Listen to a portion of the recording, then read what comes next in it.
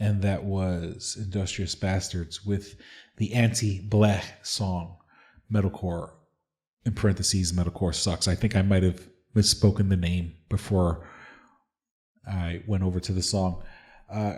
For me, they're interchangeable. Metalcore sucks, the anti-bleh song, and bleh is sort of a thing that sort of evolved, and it goes into the whole thing I'd mentioned, about how it's these bands and everyone's trying to outdo each other and everyone's trying to do extreme vocals, and the bleh is sort of like, there are bands out there and bleh, so it's supposed to be like a vomit sound, like you're so extreme that you're literally throwing up, and I get it. It accentuates certain parts of the songs, but one band does it, then another band does it, and then like everyone starts doing it, and it feels like a fucking trend. And look, I understand, how nu metal in its time, putting a DJ in the band was part of the trend, things of that nature, and I understand, but it imagine taking something. Yeah, I guess maybe it's just me being, a sensitive bitch about it, but it's sort of like, it's clearly meant to show like they're like, this is our thing, and then when everyone else starts doing it, it's not their thing anymore. It's sort of, it's kind of hard to explain. I don't know if I don't know if I'm getting the vibes across, but it feels disingenuous. Well, I mean, when it was first done, and maybe even the first 3-4 times it was done, it was genuine, and it was almost like an homage, and people influence each other, and that's how things work. But now when you hear it, it almost feels trite. It feels like you're trying to squeeze you're trying to do your best to squeeze it in there, and it just, I don't know. Once again, I'm just an old man screaming at a cloud. I do have to say that the lyrics, this ain't a scream, it's an echo. This ain't pain, it's a logo. That those are fucking inspired lyrics. Those are, because I feel like I'm writing from the heart. I'm writing from real experience, and those are really great lyrics. All right, so now technically we would be done with Ugly Music for Ugly People, Volume 1, and we'll be moving on to Ugly Music for Ugly People, Volume 2, Uglier Music for Uglier People. I don't know. I just love that. I love that name. And so we are going to, and part of the reason that last year was so busy for me was I had moved for the past 15 years, for the fans of the podcast and things of that nature. I lived in Rochester, New York for 15 years. I moved up there because, I got with my daughter's mother, and I kind of uprooted everything that I knew and everything that I was about.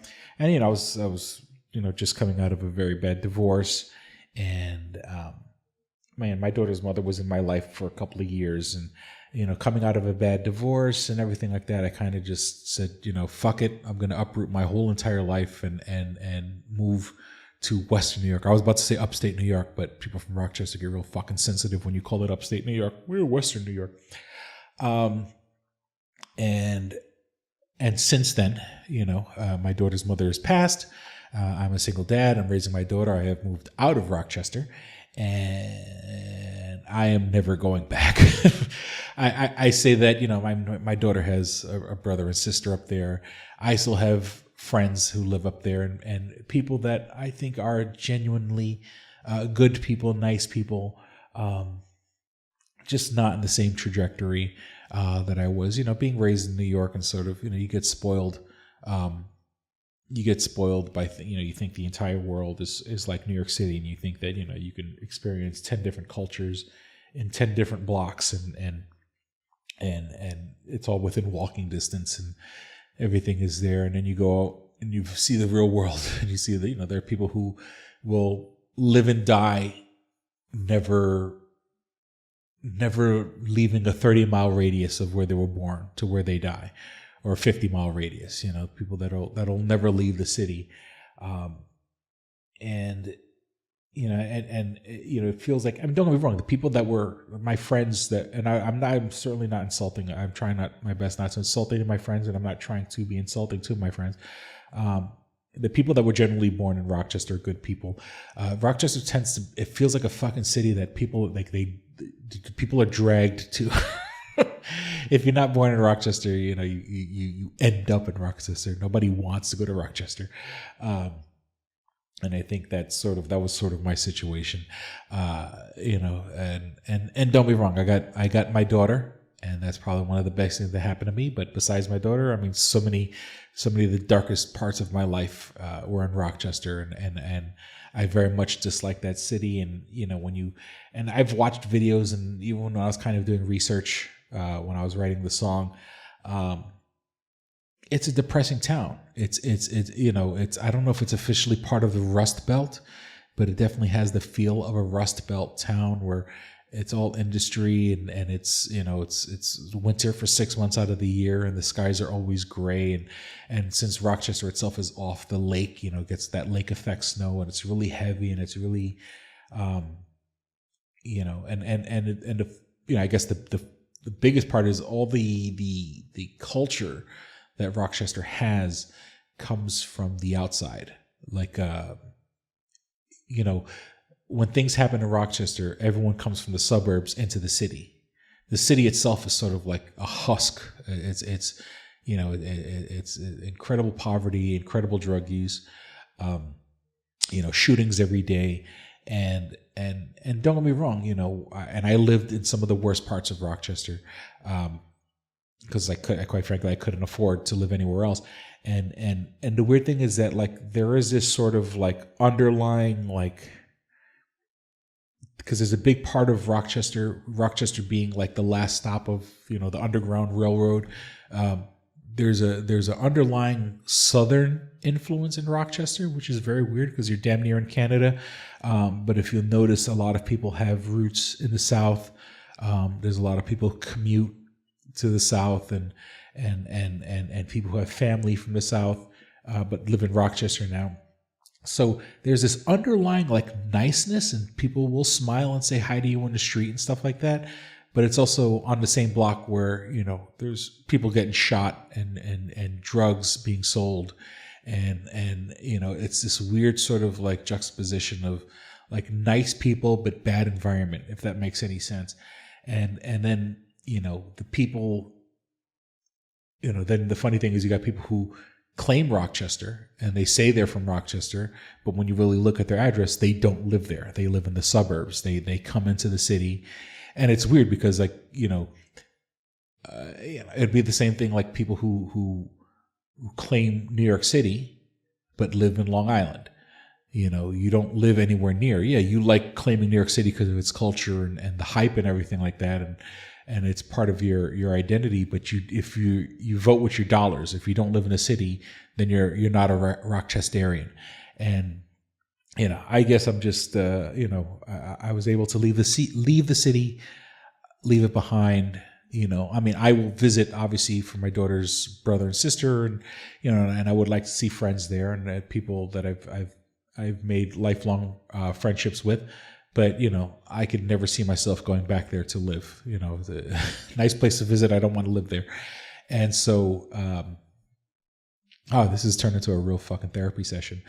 So this song is called "Never Coming Back," and it's sort of certainly inspired by all the things I hated about Rochester, and you'll hear it in the lyrics, and the underlying racism, the underlying violence, the underlying just.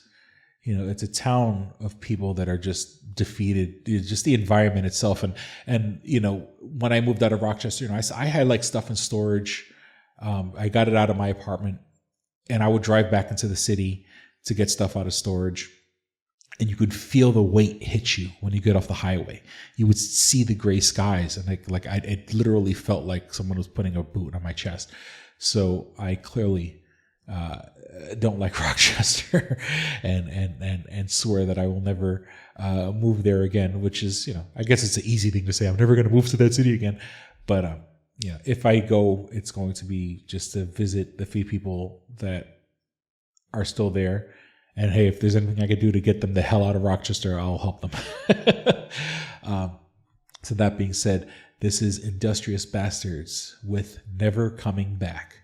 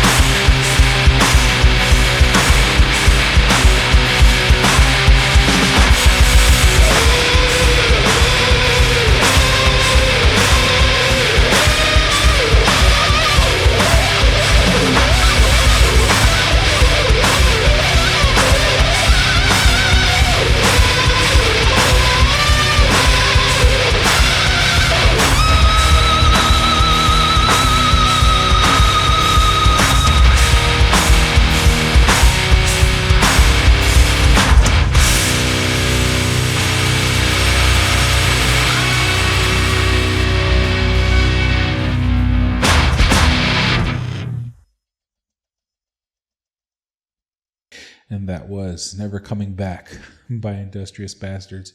I guess if I didn't lose friends from Rochester by then, but I think the people that the people that I do call friends from Rochester understand how I felt about the city. I was always very vocal about it. So it's sort of like, if you're going to get offended, you were never really my friend anyway. Then there's the line, lost in a sea of frozen brains. For years, growing up in New York City, and I lived in Pennsylvania for a little while. Before I became a correction officer, I basically had to live at the academy in Albany, New York, for a couple of months, and that was the first time I ever heard the phrase "frozen brains," which is not like it's a popular phrase, but they had said, upstate New York is, New York City has its reputation for being like very progressive and stuff like that. But, once you leave the 5 boroughs, once you leave the city proper, you start realizing how conservative the rest of the state is. And then when I say conservative, and once again, there's more of a Southern influence, more backwards thinking, not progressive thinking, conservative, if you want to say. So, the frozen brain meaning like one, frozen because it's so fucking cold, and frozen as in frozen in time. And mind you, I learned that phrase from someone who, from upstate New York and true upstate New York, not when people from Rochester get all bent out of shape when you say, when you call it upstate New York and they correct you by saying, no, it's Western New York. I do like the video, the juxtaposition. I've been using juxtaposition a lot recently. The juxtaposition of like the cute motion graphics with like lyrics like, fuck you and you can kiss my ass. Talking about how much I hate Rochester. So that was kind of a cute, I think I made that video, well, at least the motion graphics came from CapCut, or the CapCut desktop version, which is, I tried my best to use it. I know the video looks ugly, but it's ugly music for ugly people, so why not have an ugly video? All right, so let's move on to the next track. This one is called "Belligerent Me Redo." Redux. I don't know. Is it redo because it's French, or redux because whatever? It reminds me of the Apocalypse Now Redux. I'm revisiting the song, the original version, the background, the music, everything but the vocals was created by DJ.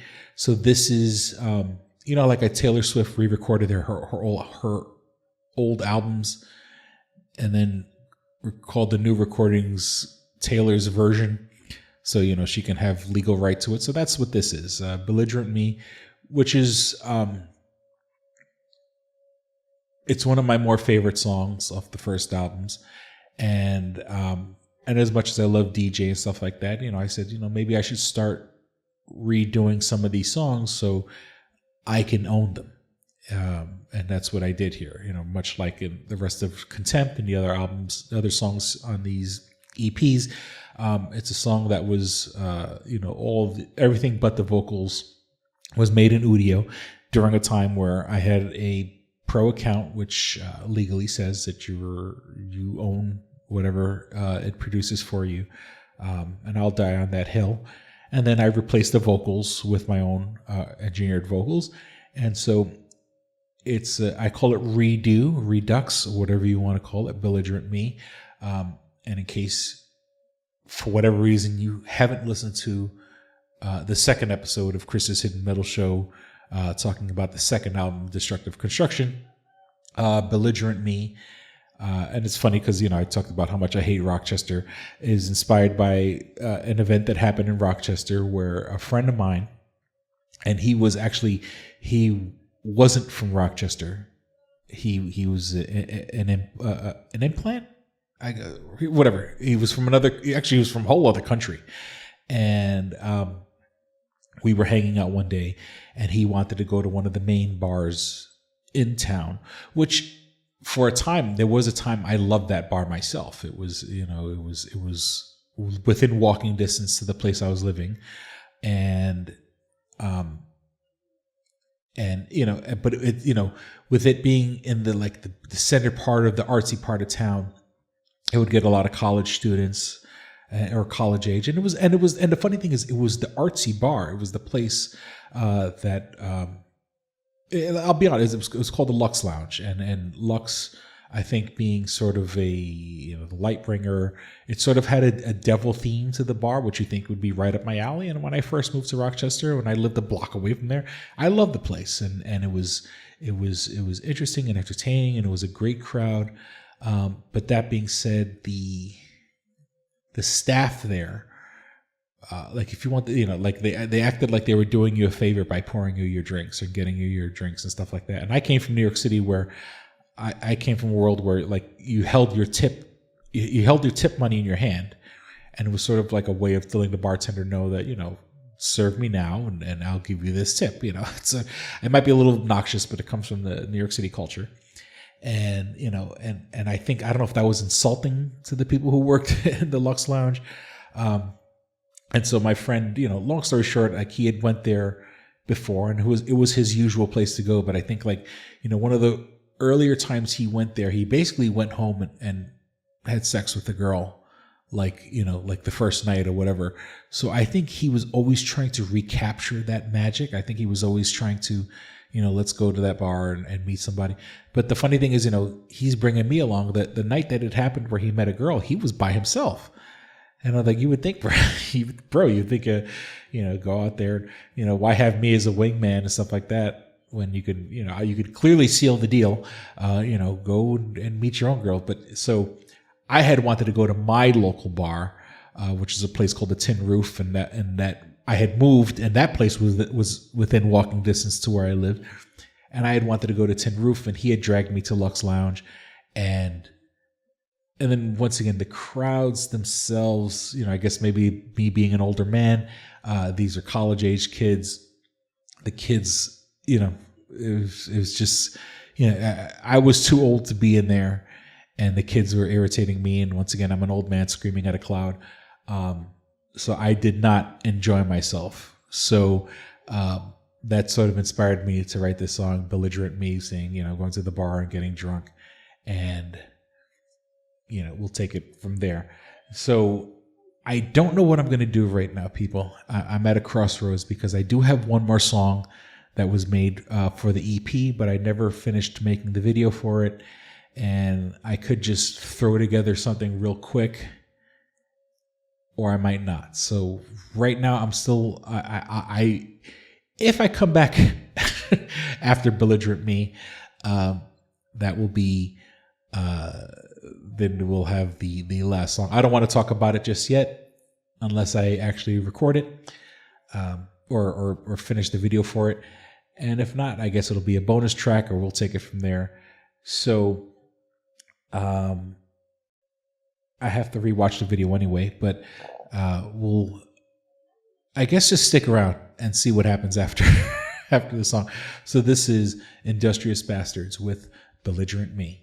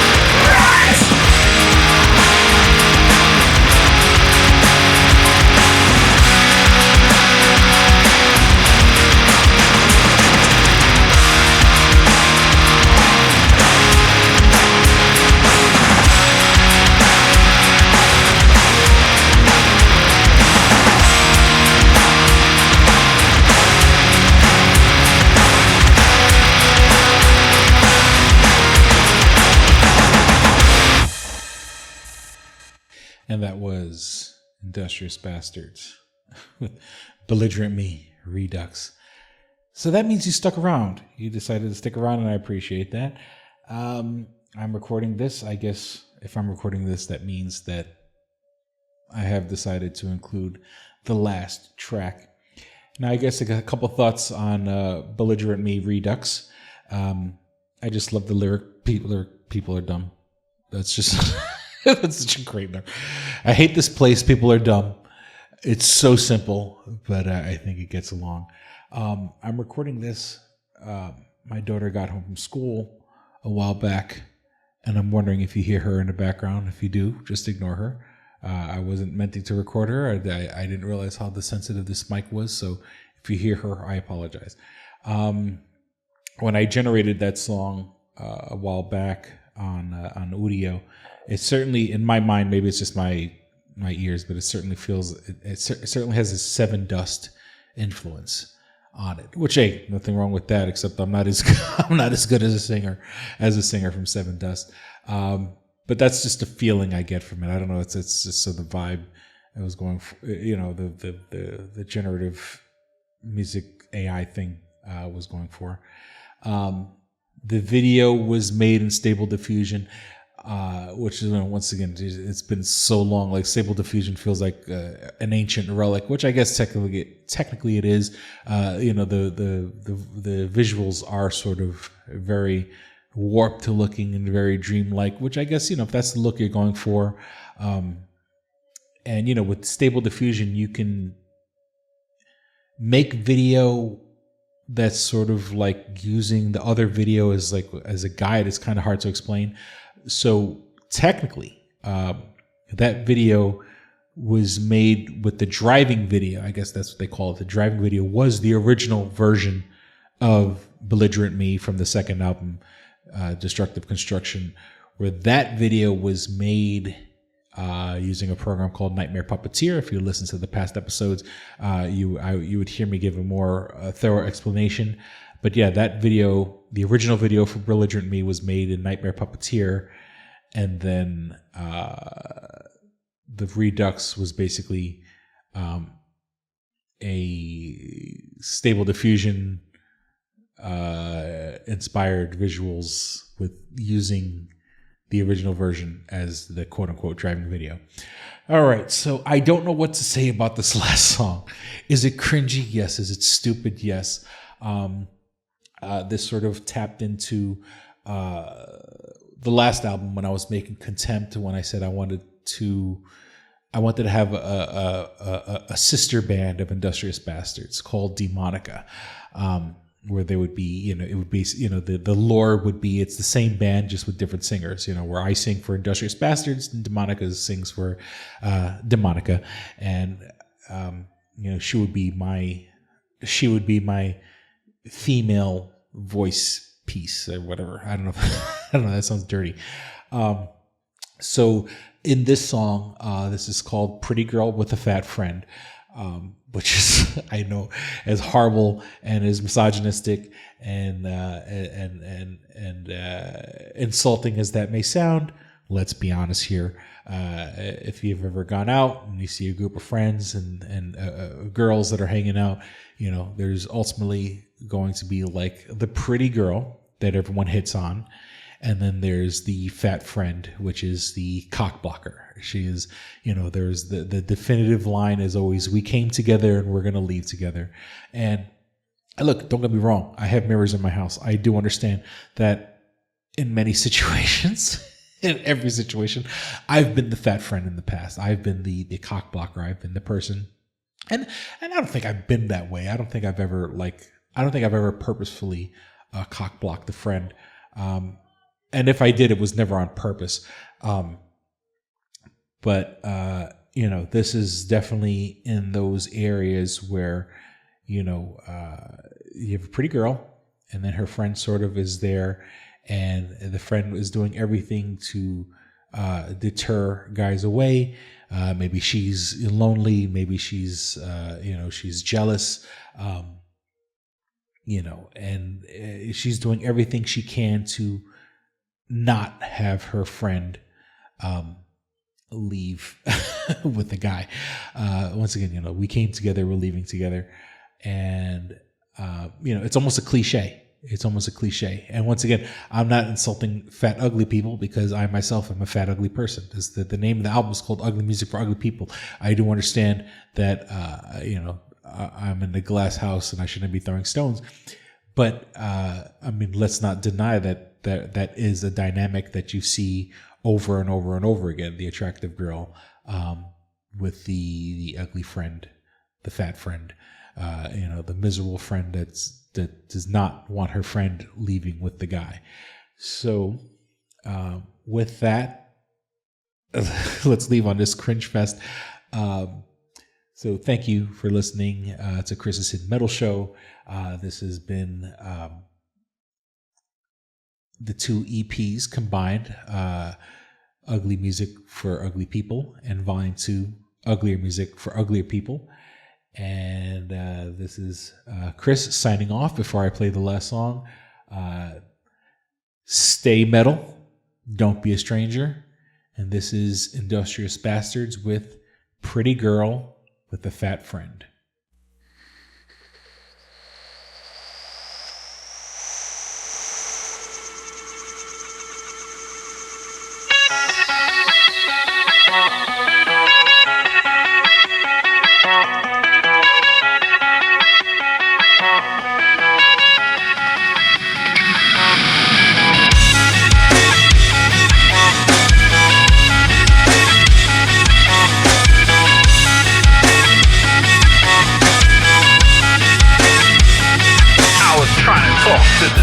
But the friend by her side, 5 foot tall, 10 feet high. try my best to break through that wall. It's up, boy, she ain't talking ill. Try to say hi, can't even get close. It's girls' night out with all boys that grow. If I had a wingman, my chances might be better. We came together, then we're leaving together. You're a pretty girl with a fat friend. You're the pretty girl with a fat friend. Pretty girl, pretty girl. You're the pretty girl with a fat friend. You're the pretty girl, you're the pretty girl. You're the pretty girl with a fat friend. Pretty girl, pretty girl.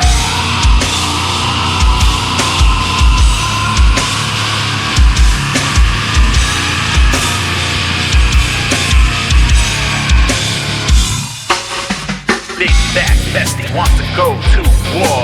Chasing nice away like a bouncer on the dance floor. Let me have fun without you in control. Like a linebacker caught blocking the goal. Gonna get that number no matter the cost. Trying to holler, but I'm like, get lost. You'd probably be cute if you went on a diet. Got such a pretty face, don't even try it. You're the pretty girl with a fat friend. You're the pretty girl, you're the pretty girl. You're the pretty girl with a fat friend. Pretty girl, pretty girl. You're the pretty girl with a fat friend. You're the pretty girl, you're the pretty girl. You're the pretty girl with a fat friend. Pretty girl, pretty girl.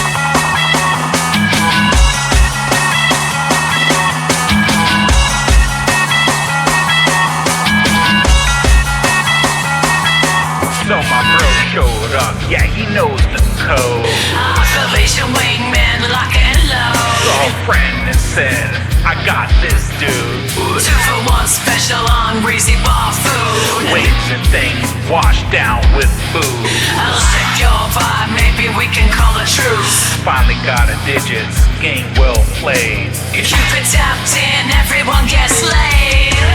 You're the pretty girl with the fat friend. You're the pretty girl